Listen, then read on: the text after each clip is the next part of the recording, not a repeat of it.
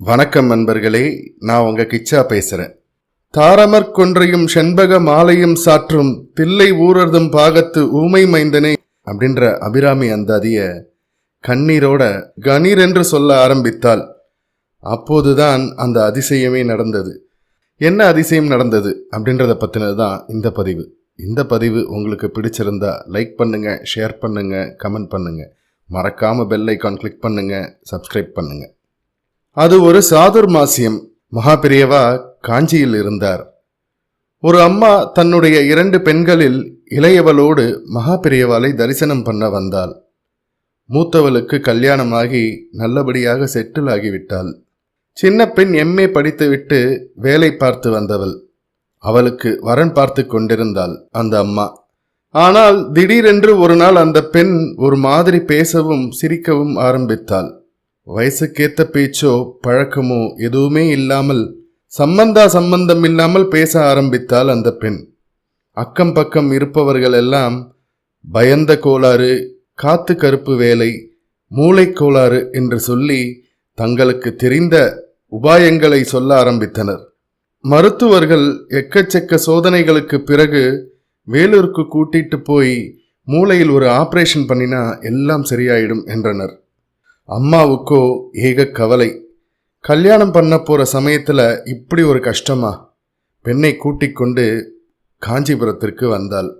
ஆனால் வந்த அன்று சாயங்காலம் மகாபெரியவாளை தரிசிக்க முடியவில்லை. இரவு முழுவதும் அந்த பெண்ணை வைத்து கொண்டு ஜெய ஜெய சங்கர ஹர ஹர சங்கர என்று ஜெபித்த வண்ணம் இருந்தாள். அந்த பெண்ணோ கத்தி கத்தி மயக்கமடைந்து விட்டாள். மறுநாள் காலையில் மடத்திற்கு சென்று மகாபெரியவாளிடம் கதறிவிட்டாள் அந்த அம்மா. மகாபெரியவா தான் காப்பாத்தணும். திடீர்னு புத்தி பேதலிச்ச மாதிரி ஆயிட்டா.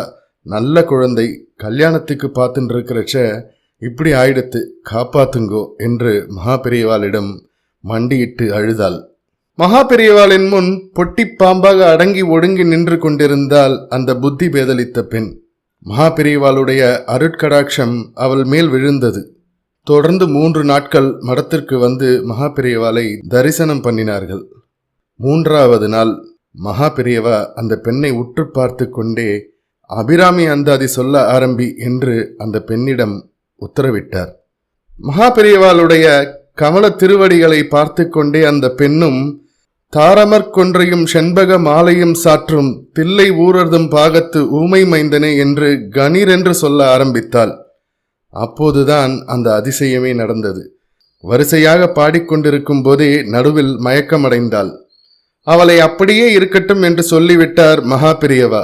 கொஞ்ச நேரத்தில் மயக்கம் தெளிந்து எழுந்தவள் முற்றிலும் பூரணமாக குணமடைந்திருந்தாள்.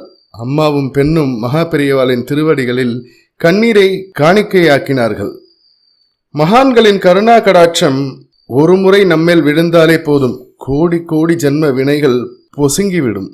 அது நமக்கு பிரத்யக்ஷத்தில் தெரியக்கூட தெரியாது. நல்லதோ கெட்டதோ எது நடந்தாலும் அவர் இஷ்டம் என்று இருந்துவிட்டால் தாயின் கர்ப்பத்தில் இருக்கும் சிசுவை போல நாம் நிச்சிந்தையாக இருக்க அவர் தாயுமான சுவாமியாக இருந்து நம்மை ரட்சிப்பார்.